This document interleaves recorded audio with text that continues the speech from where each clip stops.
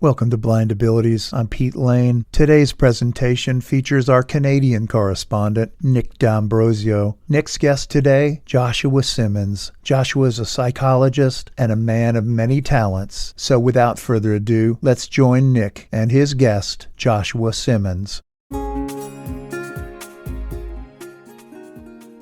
Before I was born, they knew that I was going to have it. To what extent, no one ever really knows.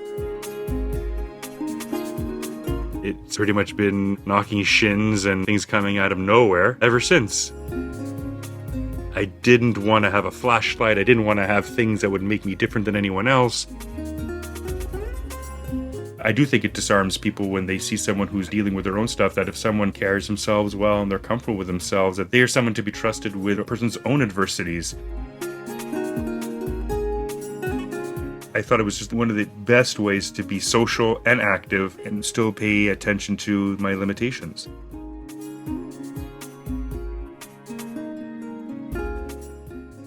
Welcome to Blind Abilities. My name is Nick D'Ambrosio. With me today is Joshua Simmonds. He's a psychologist and has his own private practice here in Montreal. He's also a dragon boat racer, and I would also like to add that February is RP Awareness Month.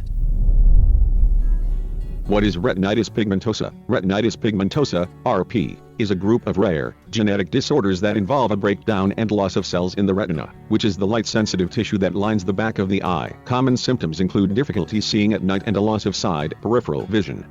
What causes RP? RP is an inherited disorder that results from harmful changes in any one of more than 50 genes. These genes carry the instructions for making proteins that are needed in cells within the retina, called photoreceptors. So who better to have than my good friend Josh, who is dealing with retinitis pigmentosa?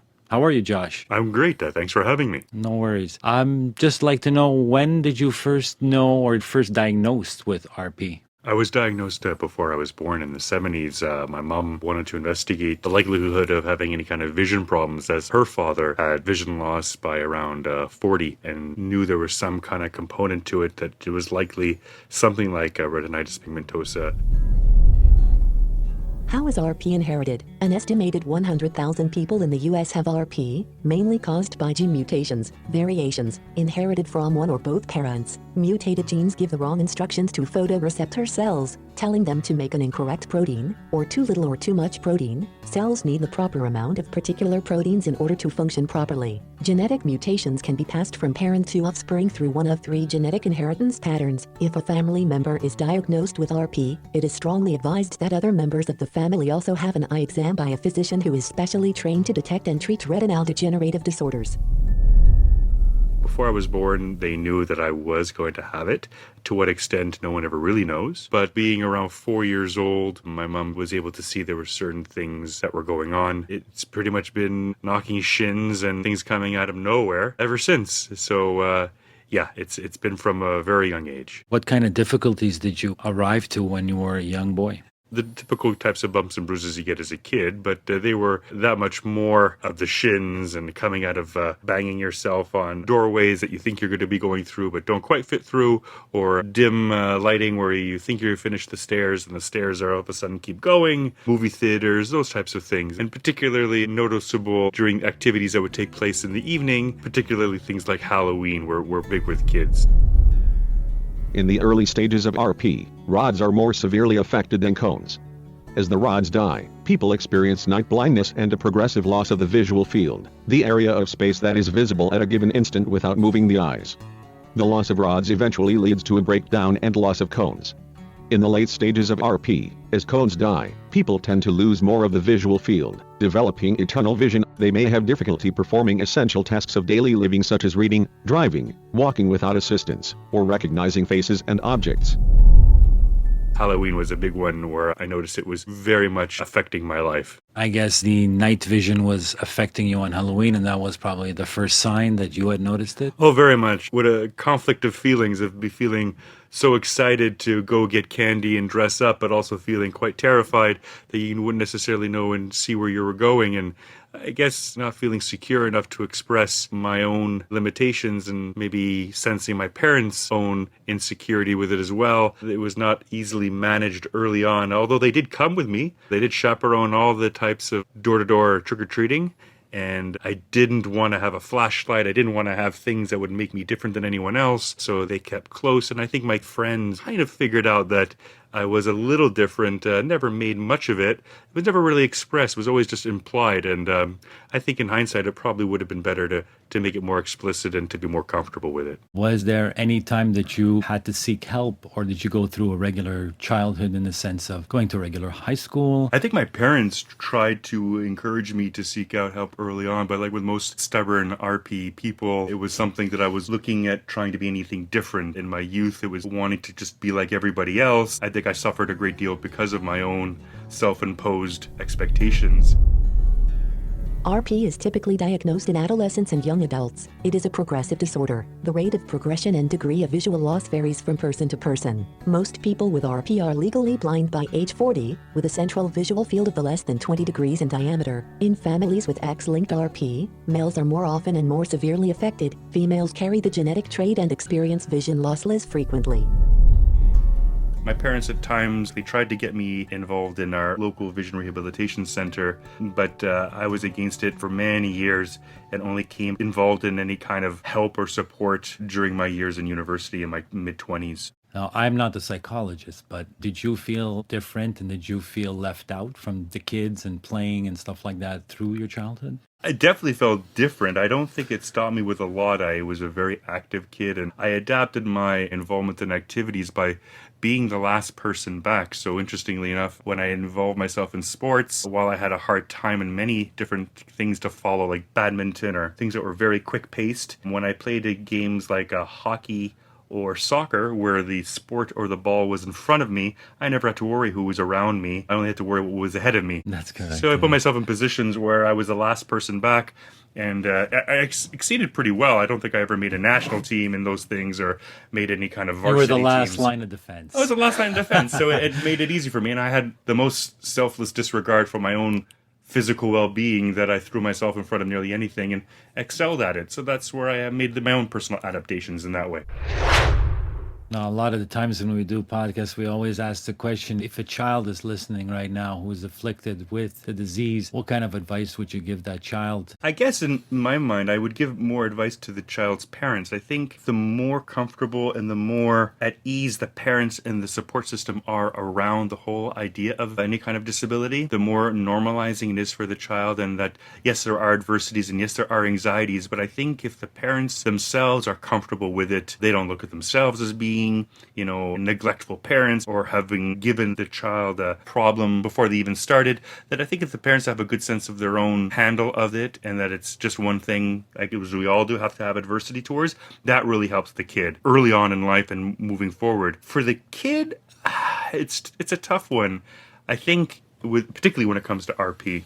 Again, I guess it does go back to the idea of the parents and the support system seeing that normal is what you make of it, really. Mm-hmm. I guess it's a cliche. I would say most people should be involved in their vision rehabilitation as early as possible. But that means a lot of things. I think so long as you know it's available and there's something around, I think that's a lot. I think complete ignorance of it being available is a real detriment. But so long as you know that there are certain services, whether it be by being a part of an email listserv, being a part of some kind of connection to it, then you can bring the horse to the water. And if they want to drink, they'll drink, so to speak. Yeah, it's just that when you're dealing with a child, you have to know what's best for them, and they might not do it, but it's for the greater good to actually kind of push a little bit more further for them to get the help. Mm-hmm. Yeah. As we fast forward a little bit, you had pretty much a normal childhood, let's just say, but with the little bumps and bruises, like you said, and now you're trying to find your way, your career. Mm-hmm. How did that all transpire? Well, through most of my life, I tried to kind of live the semblance of a normal vision and lifestyle. But as I wanted to do something like a business entrepreneur, hotel, restaurant management type of thing, that became more and more difficult, not only because of the hours you had to put in, but I think my vision had played a lot of limitations into that. I found out that anyone with a major functional disability here in Quebec, in Canada, that the government helps subsidize your tuition to go to school. So I thought, well, if I'm going to get paid to go to school because I have a vision loss, I really should take advantage of this. So in my mid-20s, I decided to go back to school. And that's where I kind of decided, wow, I should really become more comfortable with dealing with my vision loss for my own well-being, because I was going to get paid to go to school for it. So I should be Absolutely. At least not be a hypocrite. So I did get more involved in the Office for Student with Disabilities at university. I wasn't at that point using a cane, though I probably could have, and probably even earlier on in my life. But education and seeing my quality of life get better the more I became aware of and more accepting of my vision, that got a lot better. Yeah. Yep. Was psychology something that you always wanted to do as an adult, or was it something that kind of just fell on your lap and you said, hey, I'm going to undertake this? I think it always was something that was part of my life. Being a part of something like a service industry or doing something like hotel restaurant management, that's a lot of psychology involved in things like that, as most people would attest. But I didn't think I had the grades or the ability. However, after going back to school in my 20s, finding some very good professors and just plugging away at it, I realized, well, this is something I can actually probably do well at. And surely enough, got the grades enough at my undergraduate, and then just pursued immediately to my graduate school and completed psychology from that perspective. There was definitely some addiction to success, so I felt really, really motivated by that. And having, again, a good support system around me and having the larger print, being able to do things at a different pace, which made it a lot less stressful, made it a lot easier to succeed. Now, you were dealing with vision loss, but with a lot of people with RP, it progresses differently in many. So how did you adapt to your vision loss? Most of the print was just enlarged. If they were overheads being presented in class, I was given the paper copies of them in larger print for me to have ahead of time. So that was easier for me to follow, had them to study, which made it a lot less time having to copy stuff down and more time to engage in the classroom discussions and study properly. And when it came to the actual examinations, there was a time and a half being applied. So for every hour, I got an extra half an hour applied to the exam that I would write in a separate room with other people who had different types of disabilities.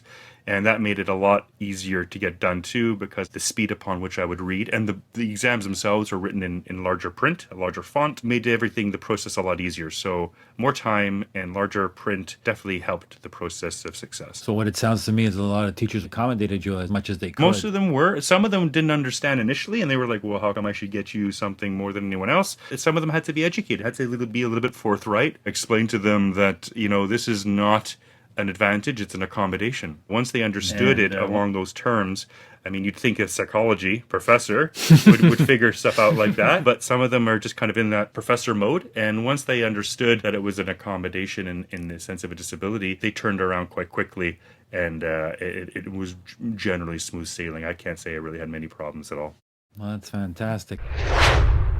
When you finally graduated and you decided to maybe start your own practice, were you a little scared to undertake something that big, considering the uncertainty of vision loss continuing? And can I keep this up? Will I be working extra hours to catch up to other people that are sighted, that are doing this in real time? And I'll call it RP time, in the sense that we need extra time to do a lot of stuff. Was there any hesitance on your part? I didn't think there was much hesitancy in my part. Fortunately, I chose a profession and a domain of psychology doing clinical work where it was really more talking and engaging. So I didn't have to worry about making experiments or doing other types of psychology that would involve more labor-intensive stuff with pen and paper and these types of things. I had the ability to, at the time, initially write notes, pen and paper, and now do it by voice recognition. So I didn't fall behind, or there wasn't any worry about that I wouldn't be able to maintain anything. Maybe it was my own ignorance. I've just kind of persevered through it. But there is definitely a disadvantage in terms of doing some administrative stuff, but the work itself, thankfully, is very amenable to people who have any kind of vision loss. I would assume there's a lot of note-taking and transferring that information into files and stuff. There can be, but now with voice recognition, voice to text, they make it a lot easier. There are some standardized forms which do not transfer easily, which a lot of companies require to fill out, which is a drag. That is somewhat labor-intensive. But it plays itself very well to someone who has a vision impairment, in my opinion. And that was one of the reasons why I decided to pursue it as well. Not only was it something that I loved to do and was very interested in, it was something that would, if my disease were to progress, I would still be able to maintain employment, self-employed or otherwise, because it's talk therapy, which is easy enough. Now, your patients range from, I guess, a broad spectrum of problems.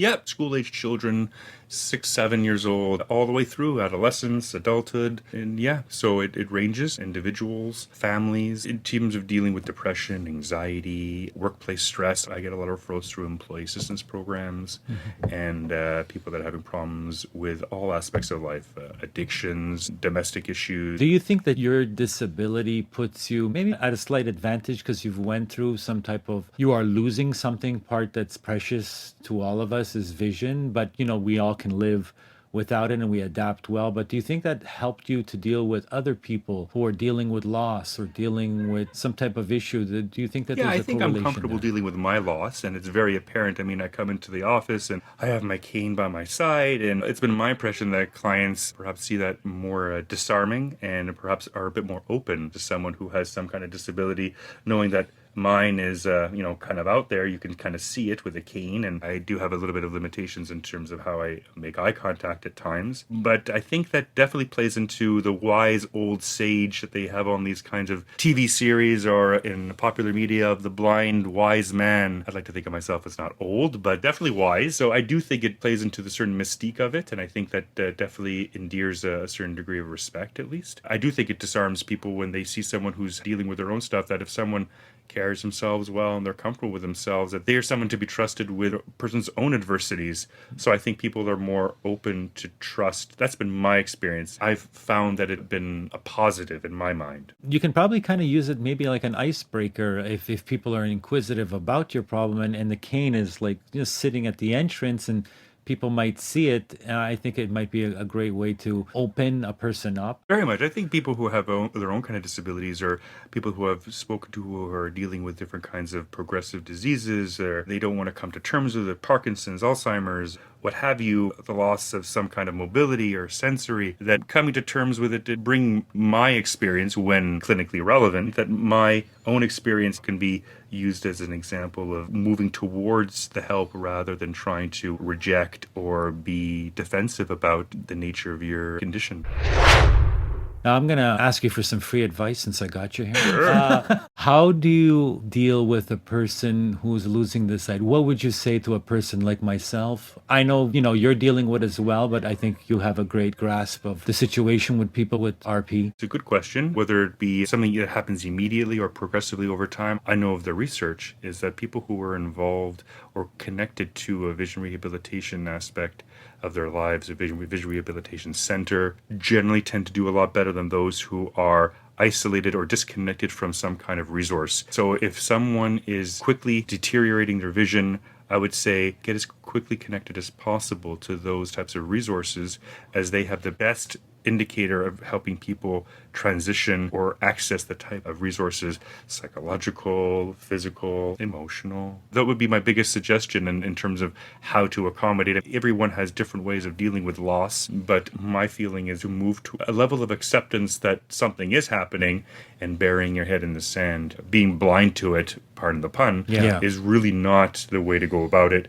And if you have a support system around you that is encouraging and supportive, then that really is a great indicator of how you're going to cope with it.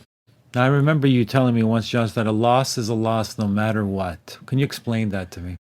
Well, I mean, there's different theories on it, and I guess, if you get a different professional in here, they may have a different opinion, but it's been my opinion that, when there's trying to develop types of psychology or different types of professional mental health around different types of disabilities, that you're dealing with a loss of something very personal. So you're dealing with the loss of a sensory ability, you're dealing with a loss as one might lose a leg or an arm. It's a very different way of adapting and coping, but you're still dealing with loss. You're dealing with loss on a level that's extremely personal, and it's a way in how you experience the world, but it's still a loss in terms of having to accommodate and grieve process. That's been my experience when it comes to vision loss, and that a loss is a loss no matter how you cut it.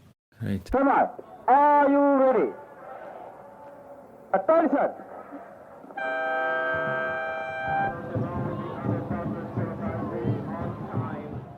You do a lot of dragon boat. You compete in a lot of dragon boat. Why don't you tell the listeners? It might not be familiar to many. So give us a quick little synopsis of what dragon boat is and what it entails. Well, it was something that I got into through actually a fellow nurse at a hospital I was doing an internship at, and she was involved in breast cancer. And so I was always intrigued by something like paddling or dragon boating. And so I got involved in it a number of years ago now, over 10 years ago. And I just thought it was something that was very accessible for someone who has a vision impairment, that you don't have to really worry about anything in front of you, behind you, because you're stationary, and you could just worry about the couple of inches in front of you or behind you, and being in sync with those around you.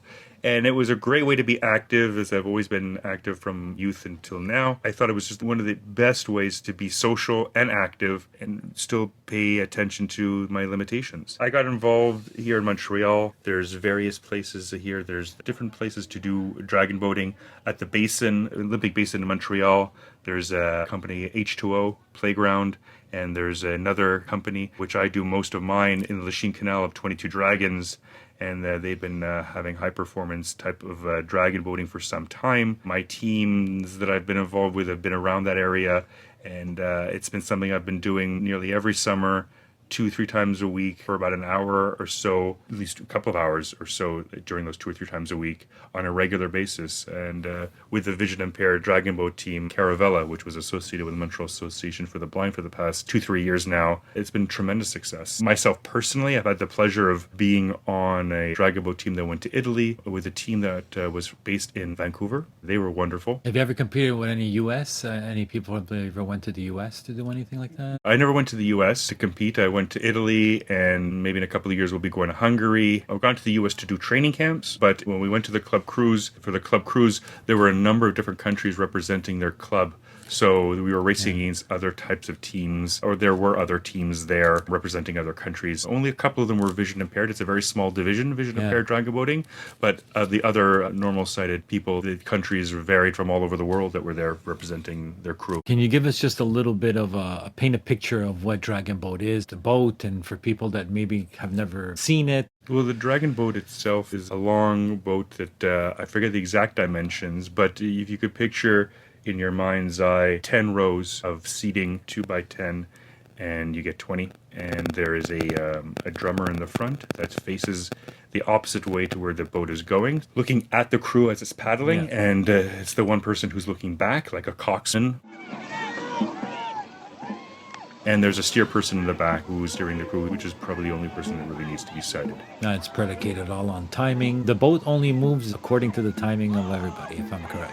Yeah, everyone kind of moves together. Sometimes they have different kinds of tips or tricks or different kinds of PA systems that work in the boat and make it a little bit easier. But generally, people find the rhythm by the people in front of them, and the team works together. And together, everyone achieves more. When everyone is paddling at the same pace, it really does make it for a great experience. As strong as your weakest link, as they say. Now, you had a little bit of a theory about recreation time and how important it is, not necessarily even for visually impaired people, but just a model that you kind of use. There's the 3 spheres, the idea that people have their work life, they have their personal life, and then they have their own kind of play time. And really the idea to kind of recreation and the idea of finding time for pleasure, socially, personally, is really underutilized. We live in such a society that we need to focus on production and being a contributing member of society, or we have to be a parent or a spouse. We lose track of what we could do for fun, that personal time, if you will. So I've always kind of broken it down into spheres of your work life, your relationship life, and then you have your personal life. And personal life, by and large, in my mind, not only has your achievements and your goals, but also what you decide to do for recreation and fun. That's been my mantra, and that's, I think, Dragon Boat and other things in my life help complement that to keep someone well balanced. That's great. Is there any way, if anybody would like to contact you, Josh, you want to leave an email or a Twitter account? The best ways, I would say, if anyone wanted to get a hold of me personally, I have an email. It's joshuasimmonds@hotmail.com. So it's JOSHUASIMMONDS @hotmail.com. That would be the best way if someone wanted to get a hold of me personally. I just want to thank you for this. It's been a pleasure. It's been very eye-opening for myself to speak with a very articulate and intelligent man. I thank you once again, Josh. Yeah, it's been absolutely my pleasure. And if this has touched just even one person to think about their own situation in a different light, then I think it's been a successful podcast. I'm sure it will. I also like to add before we go that there is an RP group on Facebook. It's called the RP Family. There's over 8,000 members on this. I'll put this in the show notes. And I think it's a great resource for people that are maybe dealing with it. It's a community of people who have RP, and it's a lot of therapy. And we all need to listen to good stories or even to help others. And I think it's a great resource. So again, Josh, thanks again. And I'll see you guys next time. Thank you very much.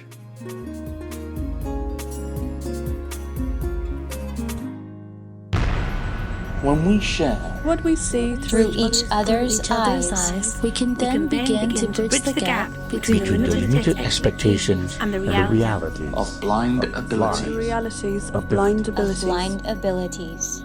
For more podcasts with a blindness perspective, check us out on the web at www.blindabilities.com, on Twitter at blindabilities, download our app from the App Store, blindabilities, that's 2 words, or send us an email at info@blindabilities.com. Thanks for listening.